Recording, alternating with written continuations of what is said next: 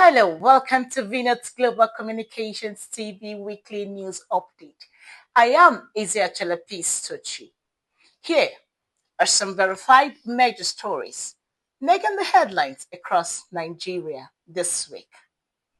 Now, the headlines.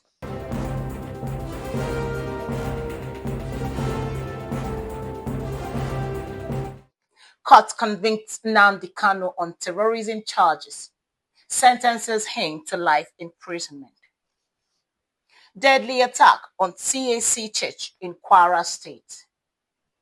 Calls intensify for the removal of Wike as FCT minister. Nigeria Army General killed in Borno ambush. Now the news in full. The Federal High Court in Abuja has convicted the leader of the Indigenous People of Biafra, IPOB, Nnamdi Kanu, on 7 terrorism-related charges and sentenced him to life imprisonment. Smart people, you don't know law.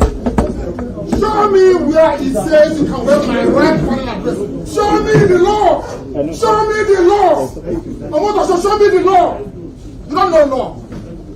They are demoting you. You're writing rubbish. Show me the law. Unaddressed affidavit. You say you wave it. Are you doing their job for them?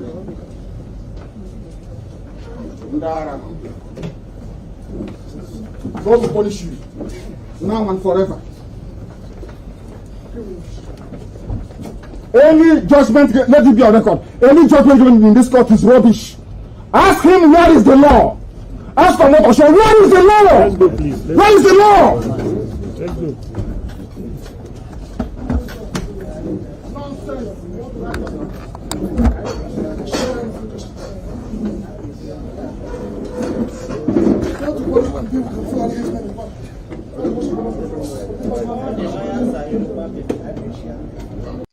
Delivering judgments, Justice James Omotosho ruled that the evidence presented by the prosecution established Kanu's involvement in incitement, violent broadcast, and leading a prescribed organization. The court held that although self-determination is a recognized right, it must be pursued through Nigeria's constitutional processes, not through violence or unlawful directives. The court further noted that Kanu issued inflammatory broadcasts, including instructions for civil disturbances and attacks, contributing to insecurity in parts of the Southeast. During the proceedings, the defendant became unruly and was removed from the courtroom, prompting the judge to proceed with the judgment in his absence. He had also challenged the court's jurisdiction and dismissed his legal term mid-trial. By the international community. Consequently, and in the interest of justice, I hereby sentence the convicts to life imprisonment for the said counts 1, 4, 5, and 6 instead of death sentence. Life is sacred to God. With respect to count 3, he is hereby sentenced to 20 years imprisonment without no option or fine. For count 7, he is sentenced to 5 years imprisonment without no option or fine.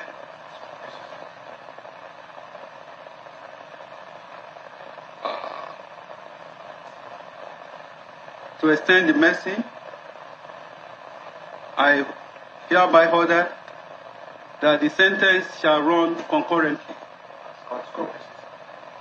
And due to the nature of the offenses that borders on terrorism and the attitude, violent nature of the defendants, that I have taken judicial notice.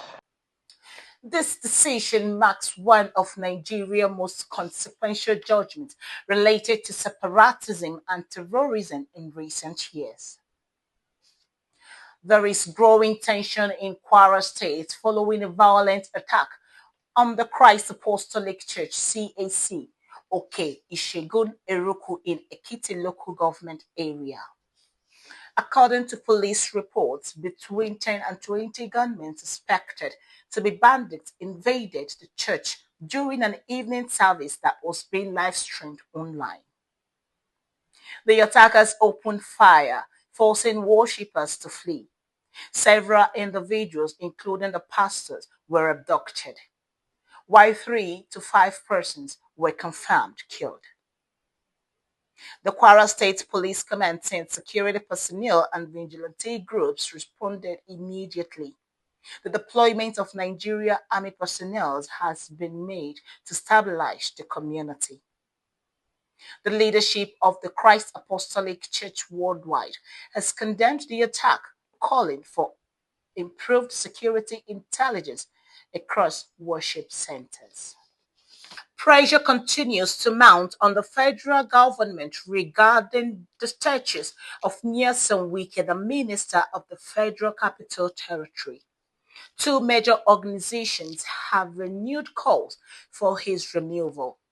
Network Against Corruption and Trafficking (NACAT).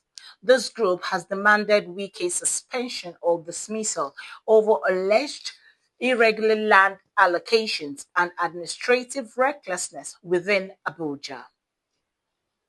African Action Congress (AAC). The AAC also accused the minister of acquiring a $2 million property in Florida through proxies and of abusing his office in relation to land matters. Wike's camp has dismissed the allegation, insisting that recent land revocations were based on legal non-compliance and not political motivations. The presidency has not yet issued any official statement regarding his removal. Nigeria has suffered a major military loss following the confirmed killing of Brigadier General Musa Uba in Borno State. According to credible reports, the senior officer was ambushed by ISWAP terrorists near Waduriko during a military operation. Although the Nigerian army initially dismissed claims of his capture as propaganda, subsequent confirmation shows that General Uba was killed in the attack. Terrorist media channels linked to ISWAP released images claiming he had been seized and executed, although those details remain under investigation.